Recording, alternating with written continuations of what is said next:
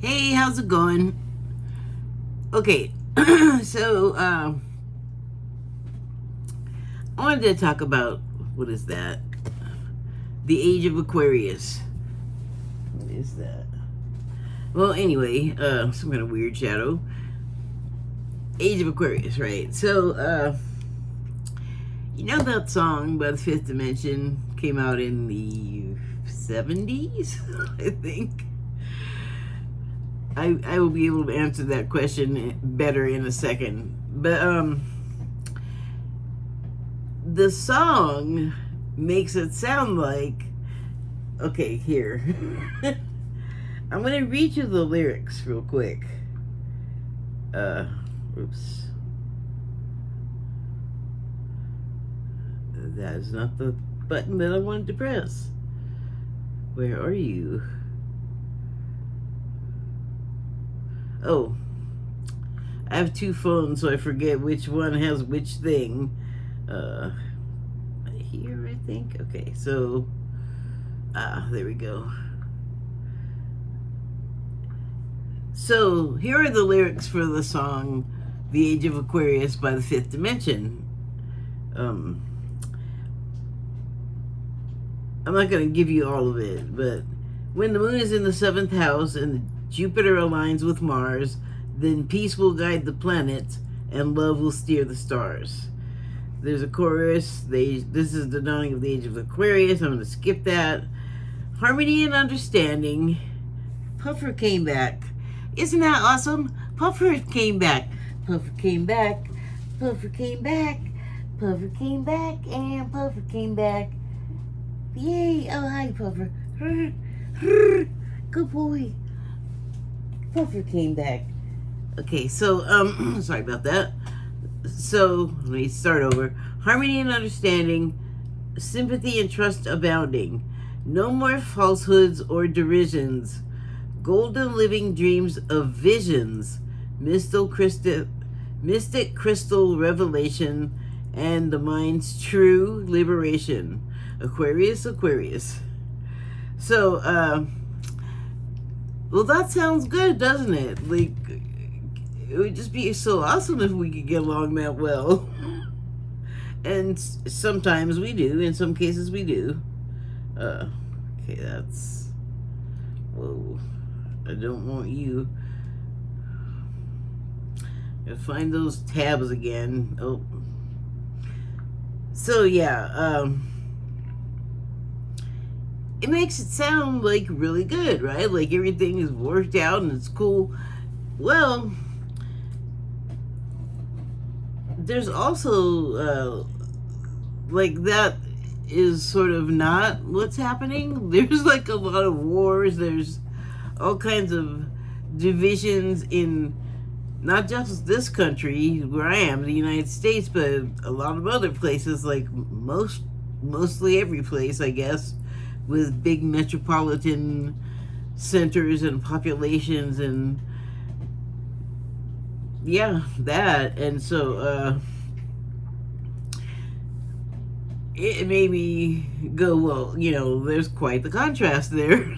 So here's a couple of things that I found when I asked what happens during the age of Aquarius, because it was clear that we are not to the point that the song is talking about, that's for sure. There's a lot of us that really want us to get there, and I think that's helping the effort, because the wanting to get us there is more than just wanting it. There's a number of ways to alter our behavior, essentially, that send us in that direction, like help us get on the road to the fifth dimension. Excuse me, I have a drink. So, the age of Aquarius is like an astrological thing too. It's the planetary placements, which I'll get to. Here is, okay, so here's what it says. Of course, the age of Aquarius is not some leftover from the hippie movement of the 1960s. Astrologically, this great age will accompany a couple of thousand years of harmony, egalitarianism, and understanding. The age of Aquarius is culturally more intellectual, networked, and integrated around the globe. So that was one answer. Who said it? It doesn't say. Oh, maybe it's almanac.com. It's on here. Anyway, another answer, looks like from Wikipedia, is just a night and day. In accordance with other prominent astrologers, Jung believes the age of Aquarius will be a dark and spiritually deficient time for humanity, mentioning that it will no longer be possible to write off evil as the mere privation of good. Its real existence will have to be recognized in the age of Aquarius. That sounds more like what's happening right now. But when I thought about it, it was kind of obvious that, there's a lead up that happens. It's not just one,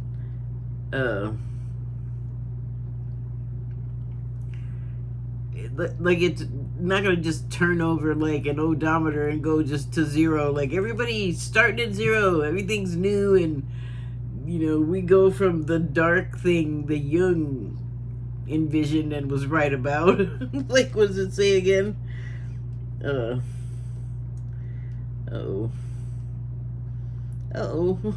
think I lost it. Oh, there it is. A dark and spiritually deficient time. Well, I mean, there is that happening. That's going on. And I guess that's kind of the point of the age of Aquarius, because the Piscean age, Pisces, comes before that. And that was like 20th century and stuff. That our history, and then the way that we like got our little nasty tentacles into other people's histories in the 20th century. I mean, there's other eras, certainly, for America, but that's a stinky one, and that's the one I'm from. I have some expertise and, a knowledge of the history because I was there. Not at every event, but, we have news and things. Anyway, so I thought it was important to understand that it's not just immediate. I keep putting this down, but there's something that I wanted to look at that it also said about this. Oh, I guess it's on this page.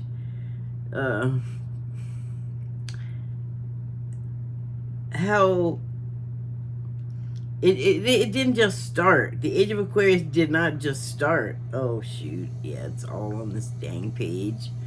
I thought I had more than one tab open, but I was touching it and messed it all up. So, okay, real quick, here's what it says about the astrology. In the age of Aquarius in astrology, the age of Aquarius in astrology is either the current or forthcoming astrological age.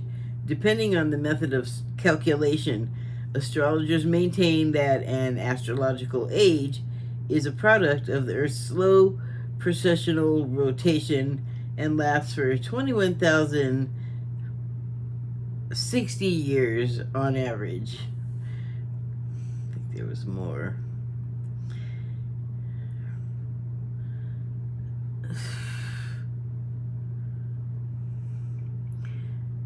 I want to find the part that had how it already started. Like it didn't start in the 60s. There was stuff that I was looking at that was talking about the 1800s and the 1700s, because these are like big eras, and I don't know.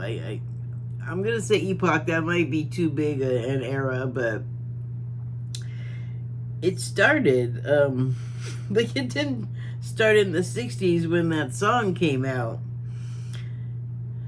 Where's that information?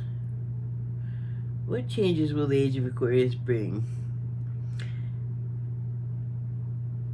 The focus is no longer on your identity and existence, to be or not to be, but on accepting yourself as a whole person, to be, who does not need to believe in something outside of yourself. That's interesting. Are we living in the age of Aquarius? Let me see if that's it. No, I can't find it. I hate it when I lose stuff. Well, anyway,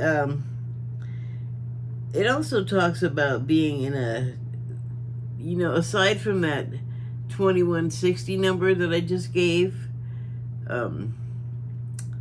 which is here that I'm looking at that's highlighted. It says the calculated launch of the age of Aquarius should be in the 22nd century around 2160, and yet 2021 7-planet stellium in Aquarius has led other theorists to believe that we've arrived, which would help explain what I'm trying to talk about. Is it here? Oh, from the age of Pisces to the age of Aquarius. So when is the age of Aquarius coming? Astrologers argue about when the age of Pisces ends. The calculated launch is supposed to be the 22nd century around. Okay, I already read that. So, many cite the discovery of Aquarius ruling planet Uranus in 1781 as the launch point into the technological splendor with communal possibility. So that's like an early start date. I don't think I had seen an earlier one than that, but it's kind of like all of the stuff that kind of took place in the 20th century, the Industrial Revolution, feminism, the abolition, or the end of slavery. I can't remember the word. The end of slavery. Like kind of things that are landmark, big deals today, and we're now in the 21st century. So it just made me think about how incrementally things happen. I had written some notes, but I'm not going to read them here. I'll just put them up on my Wix webpage, and then I'll put up the link if you're interested in reading it, because it talks in more detail about what I'm talking about, because there's so many sides to it, or not even more detail, just like a different, some other stuff that I just am not talking about here. I'll leave it at that. But the other thing is I'm experiencing change, and everyone is. Like, that's how it works. Like, you can't like step outside of it and not have it happen to you. You can try to ignore it, but it's gonna get you somehow. So I was thinking about like what has happened in my life in the past, going on 2 years, or not going on 2 years, a year and a half, I don't know, over a year. And some pretty like earth-shaking things happened. Like my finances got all it was a mess. I don't even want to talk about it in detail, but it was just unhappy and it's stressful, and it's mostly working out. Like I can see light at the end of the tunnel that I didn't even have any idea. Like, oh my goodness, like it looks like this really good stuff is gonna happen. Okay.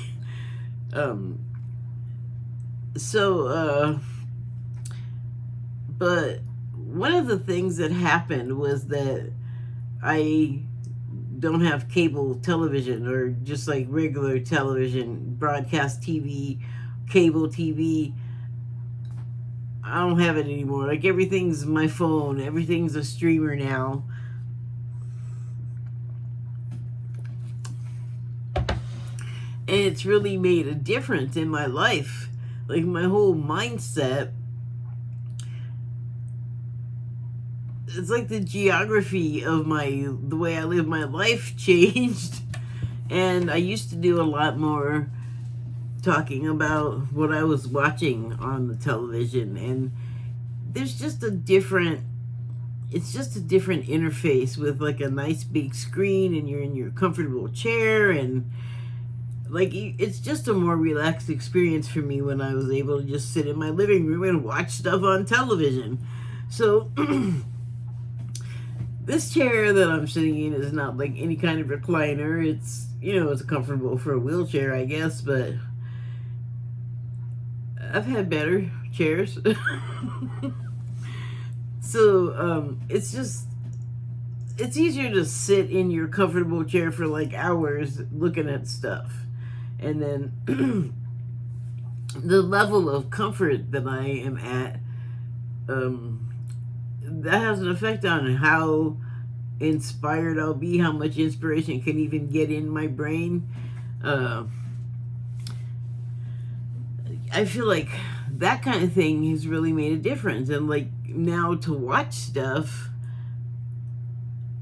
it's just not as enjoyable. I don't get into it as much. I'm just not getting as much creatively out of it. And I think it's partly because of those reasons I just described, or maybe completely, because without the television, like that was a big part of it. And then it's probably not all just me, but I was just gonna say, and then like the selection of stuff to watch is like not as good as it was,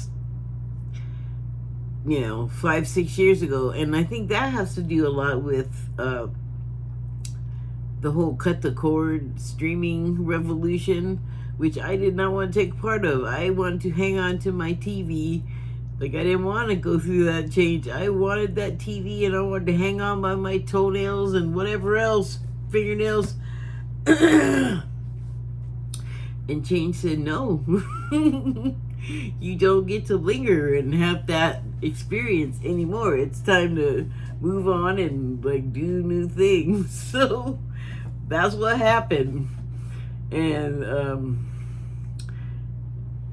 there's a lot of stuff happening that's changing. Like, we know here in America, like our Supreme Court and our politicians, the conservative ones, want to drag us back to the medieval times, and they don't want women to have rights. They don't want so many people to vote. It's like, we want to get rid of everybody that's gonna not make the Republican conservatives win. It's like, yeah, we see you. Look, everybody else sees them flailing and trying real hard to like take over, but also just, I don't know about you, but I feel like dragging us backwards, our society, would be like dragging us into a tar pit with quicksand. Like, there's nothing life-giving and renewal about going backwards into stuff that, what did they think all of these protests and civil rights and, the women's movement, what is in the LGBTQ community, like, what do they think that's all for? Like, we're just funning. No, we really don't want it the way that it was. Like, no, a lot of people don't want to go backwards. So, I mean, me and my TV, that's like, okay, take it. Like, that. It's not the same kind of deal at all, but it gives me an understanding of the feeling of these people that just so desperately don't want stuff to change, and they see stuff changing and they can't stop it because that's how futuring works. And I talk about it in my notes where I've seen a lot of language about, well, sure, tower moments, but it's funny because that's not one I'm really hearing a whole lot. Like, in individual situations, but on the whole, I'd say that there's many continents, nations having real big tower moments. But the other things that I've been hearing is like the rug getting yanked out from under you, or the ground crumbling beneath your feet. And I totally get that, because not just with the television, but when you are like having the financial problems that seem like oh my God, how much worse is this gonna get? Because I can only lose so much money before I'm like homeless. Like, don't, it never got that bad, but it felt that way, and for a lot of us it does get that bad, and it's like, that's the kind of change though that can come along all of a sudden, and we don't want to do it, and it's really stressful, and it makes anxiety really badly. It gives you like mental health issues, but in a way it's like the more you fight it, the more you're giving yourself that experience of mental health issues and anxiety, and I think it happens for a lot of us. At some point we just can't handle that anymore, and we're just like, okay, I give up, like whatever forces that be take over, because I can't anymore, in our own ways. I think we all just like reach the end of our ropes, and that's when things start getting easier. Like we stop trying to control or like stop the inevitable, So what was I talking about? They're not really reviews. I just talk about shows I like. Like it says up there on my signs, which I forgot to show. Look at my signs there. One thing one of them says is, what is it again? Oh yes, no bad reviews, only shows I like. Because there's enough, Anyway, not that I don't dislike stuff, I'm just not going to talk about it here. So, like I said, like the watching stuff has just not been that good anymore. And I've been feeling sad. It's so trivial compared to like important things, but I'm just sharing my experience with you. I was feeling sad for a long time, and just nothing was good anymore. Like, almost, or what the problem is like a lot of the streaming stuff, there's one season or 3 seasons, and it'll be something really good, and you'll get all into it, and it'll just end. And you really, like, no one likes that. Like, can we follow through on something? But that's not how it is anymore. Dang it. So I found something that really engaged me, that I really liked, and it was a show,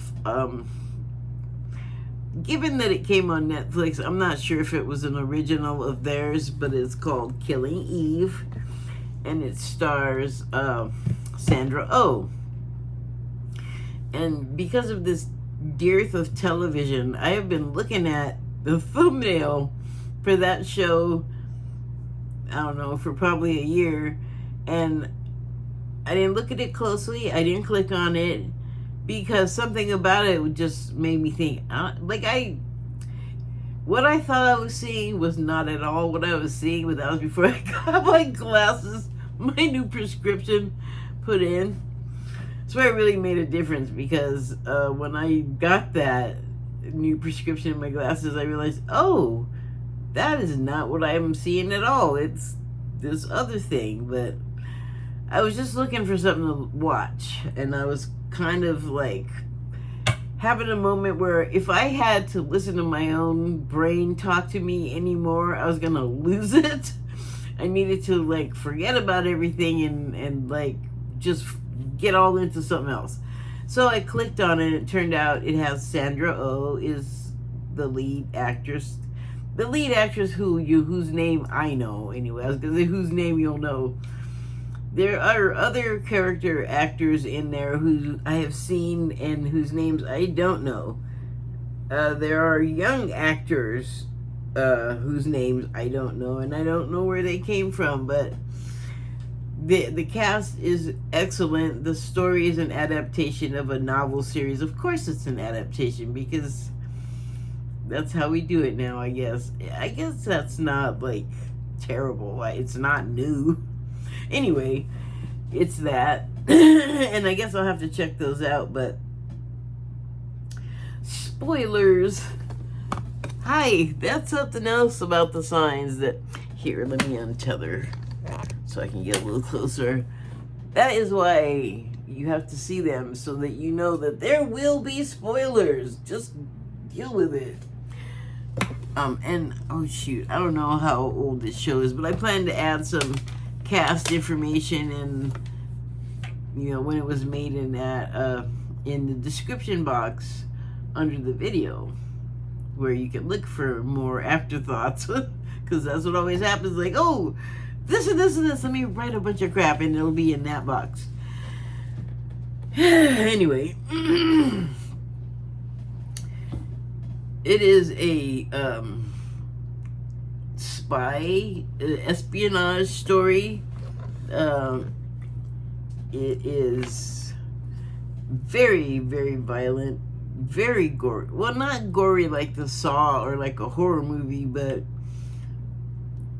there's some pretty creative killing in this. And I just want to say, like, it's about an assassin, basically. Well, killing Eve, you kind of get the name, but it's about an assassin. Eve, it's about love stories. It's about eras ending, like the Cold War, or maybe not even ending, but just changing, like I was talking about. And it's a changing of the guard. So this is something I feel like I see in my federal government, and it's that changing of the guard, where the old guard either doesn't want to go, or it doesn't want to let the new guard in, or if it lets the new guard in, it doesn't want to let the new guard do stuff or change anything. And as a non-politician and citizen, I would like to see some changes. I would like to see the young people come in with their new ideas, because the change happens because the old stuff's got to go, because it's old. And I'm not saying it's useless and it's no good, like, people, but and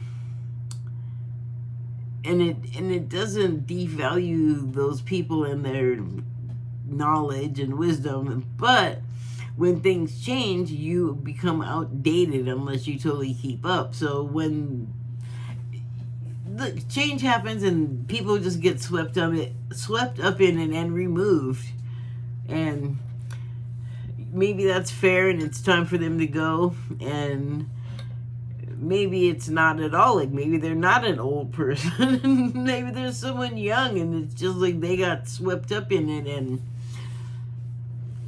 I imagine it's kind of harder now for younger people to even get a foothold in something, because everything that was, like, that I grew up with, it seems regular and normal. Well, so much of that has, like, either become obsolete, discontinued, like, whatever it is, like, it's gone for, like, forever. Stuff that you were just like, but that was a thing. Like, nope. That's like my old neighborhood, man. I moved to another state. When every time I go back to visit, it doesn't even look. I don't even remember streets anymore. It's been a few decades, and a couple of cities in between, by the way. So a lot of that stuff is kind of like the priority is not there anymore. But then when I get there, and on those rare occasions, I mean, in general, like, I know where the beach is. It's west and it's huge. You can't miss it. But yeah, and then, construction happens, and the streets changed when I lived there. The hospital I was born in was on a street that they changed the whole street, not just the hospital, because that's gone too. But that's what I'm saying. Like, especially if you're not there to witness the change, it's crazy when you revisit. So if something like that has happened to you, then you will understand. And so I think for young people, it's like they can't get a foothold really in the old stuff, because those ways and institutions are kind of crumbling. And then, like, new stuff is so, like, you can't even, it's untrustworthy, it's flighty, it's, maybe illegal, maybe a scam. There's a resettlement happening, situation of like everything. And that must make it hard, like trying to step on something that's spinning and not fall, and while that's going on, well, you're just trying to be a citizen and not necessarily like a business owner or a corporation owner or whatever larger entity. You're just like the person trying to live in the world, and the world's just changing all around you. Like you know what's happening, like in the States, like rents are going crazy. Groceries are nuts. Like everything you can buy pretty much is kind of out of control, and it's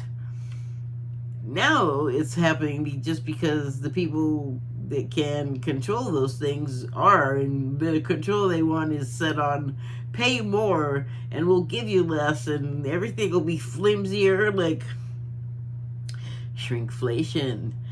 I was seeing it for a few years before the news started talking about it, and it's so infuriating and so like, really, you people are making so much money.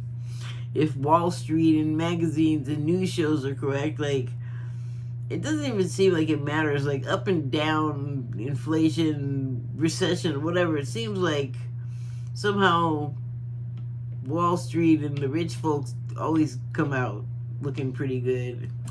I mean, they, financially. I don't know about personally. Man, the more you find out about those people, the more wacky they are. RKJ, Robert Kennedy Jr. That guy's weird. Sorry, but there's a lot of like animals getting like bad stuff. His ideas to with animals are like, oh, it got hit by a car, let me put it on the bike path so people, like, dude, that's cracked. What is wrong with you? And then the whale and the chainsaw, like, no, dude, call the city, or no, what are you doing? Like, you're crazy. Stop desecrating dead animals, you weirdo. But anyway, back to that show. That kind of behavior would not be out of line in this show. But here's the other thing, like, it's really violent, but it's also very comical. And so that's kind of disturbing too, but it makes sense since we're gun crazy here in America. But here's the other thing. On many, like, police shows that I've seen, Dick Wolf shows, by the way, which is what I'm going to talk about, there's not really gunplay that happens that's graphic and like action-y, but if you watch FBI, any of those, what I was shocked and amazed and actually kind of gratified for was headshots. They never do them when there's just like somebody awful that should be just taken down. Like, I don't think that about real stuff, but in the context of the show, you're like, oh, like you want the action to happen. And it's like in zombie movies, the whole movie will go by before they'll shoot one in the head, and that's what kills them. So, I mean, my thing is, like, don't hold back. That's dumb. Or I'm irritated by it. But on those FBI shows, they're just all, like, just taking people out. And it's kind of a shock. It's kind of shocking after all of the years of, like, definitely there was violence, but it was much more occluded in a way, or opaque somehow. So this show, The Killing Eve, it's like there's the assassin, but like everybody else is pretty killy too. But I'm laughing because it's just daffy, okay? There are a lot of love stories. There's a lot of, like, let's just say that people's sexualities are fluid in this show, really. And then it's very European, so they're just not as frightened by sex as we are here.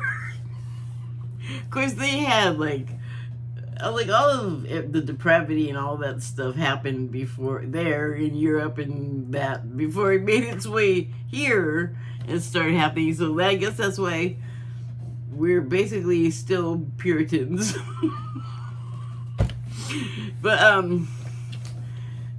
if you watch it with that sensibility, like understanding like the European view of sex, that's different. And then also violent. I don't know how many European movies you've seen, but especially in the 70s, like they didn't hold back. Well, now too, they didn't hold back on the sex and the violence because, well, I don't know why. I can't give you the because why, but it's just the case, in my opinion. The thing about this show was it was essentially like a generational thing happening, a changing of the guards within this community of assassins / killers. A lot of lesbians, I have to say. And there was like a little showing, you know how they do TV sex, so there was a little of that. I don't care who's doing it. I don't want too much of it in my show. Like, that is not why I watch the shows. Like, I'm not looking for all the kissy face and the flopping around in the bed. Like, you can do it for as long as it takes to convey the message, but please don't dwell on it. Because if I want to see that, I know how to find the porn or the softcore porn or whatever. Because I guess soon we're not going to be able to do anything in this crazy country. It's also just daffy. But the people in this Killing Eve were so, like, depraved, socio and psychopathic. But then also you see sort of normal people displaying, I guess, symptoms of societal post-traumatic stress because, much like reality, people are crazy. People treat each other not great. Lot of displays of just falseness but at the same time, while all of this madness is going on, there's like dancing and just crazy kooky happy parts where like one scene where this kid, oh my god, it ends so tragically. But this kid who's actually the assassin's half brother is way into Elton John. And these are Russian people, so the perception here, unless you've met some Russians, is that they're humorless people. And in a way that's true, but it's not that so much as if they don't know you, they don't want to open up to you like that. That's not like across the board, but that has been a lot of Russian people that I met. In fact, I read somewhere that they don't trust Americans because we smile and laugh so much. Like, they just don't think we're serious, or they think it's not real and we're hiding something behind it. And it's like, no, that's you guys. That's not us. We're like overly blah and out there. And yes, especially when you're dealing with the spy community, you're going to deal with people that are like not telling you the truth. But that's not true of just like the regular American person any more than it is of just like a regular old Russian person, because I've also met plenty of those, and it just depends, like with pretty much anybody else. But there is always this sort of underlying tension, I think, because of the tension that our governments have had. Same way there's like underlying tension between white and black people, because something could accidentally happen or something could slip out and like just screw up the whole vibe. Or not. So anyway, what I'm saying is there's like a lot of kooky, funny like moments where you're just like, yay, or my gosh, that's so crazy and great and funny. And there's sad moments, and there's also moments where you're just all, get him, kill him. Like, it's a good show. It really took me for a ride. So And then I woke up in such a good mood this morning. Like, I really felt light, and I knew that I'd been feeling some happiness because I didn't talk about it here, except I made a passing mention, but there's a ripple effect when something happens. If it happens to you, then people around you are affected, or if it's something happens to someone that you know that you can be related to them, or you can have some other less close relationship where whatever's happened to you can also come along and affect people a couple of 2 and 3 degrees out from you, like ripples. So shockwaves, I guess. I just lost my train of thought. Where did it go? Oh, yeah, I mean, I was just expressing happiness that I so enjoyed this show, and it was a series, so I believe it was a total of 4 seasons, and it seemed like the episodes were so long. I'm not complaining. I was so happy. I was like, oh my God, this is still episode 1? This is amazing. I think I watched the first episode for like 3 days. But because of the content, I did have to keep stopping and going, okay, I need a breather from all of that. So, I don't know. We were supposed to feel changes after the last planetary alignment, which was now 2 days ago.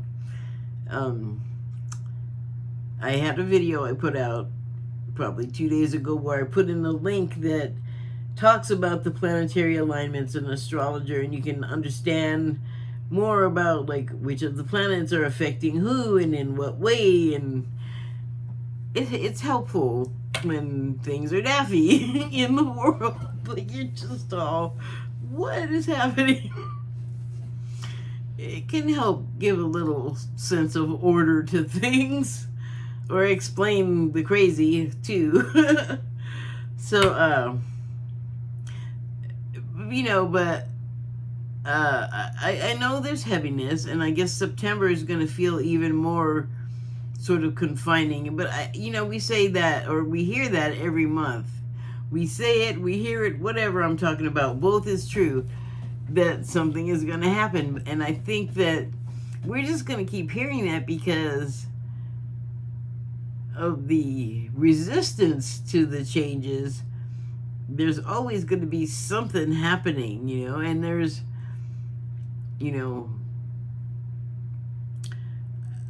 I almost said retribution, but I don't think that's quite the word I want to use. But it does have to be like, like when people go to court, and then if they are convicted of the crimes, then they have to pay they have this, do their time, pay the consequence. So I just really thought, like, wow, that show is not that dissimilar to just the sort of swishing and changing and just completely disorienting sort of times that we're having right now. There's so many things to be like just fascinated and thrilled by, well, positively and negatively, because you could be happy and thrilled by things that are not that positive, I suppose. We all know that's true. And that could manifest in many ways. It, so subjective.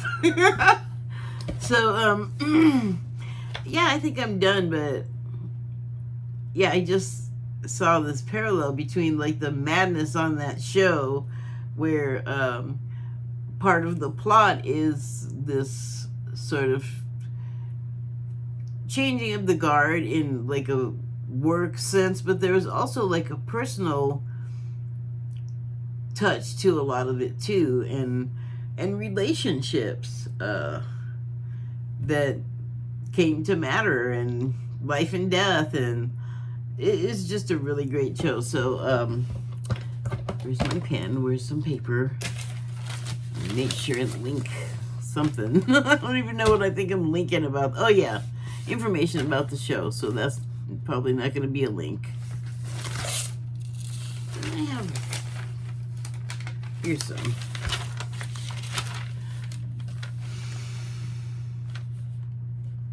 Add show info toolbox. I should remember that. I talked about it. I know I plan to do it, but oh well. I was gonna say, you know how I am. You know how things go. You may not know though. Sometimes I forget and flake, and sorry, it happens.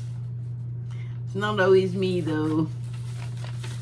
Sometimes something I'll go looking for, like my watched programs, and I want to share a link to. Oh, this is great. I really needed to do that right now. I'm not trying to juggle, I promise you. I don't know how. You can tell that didn't work out very well. Is there another page? There's not? Okay. Alright, I'm just dilly-dallying. Alright, I think I'm done. Thank you and good night.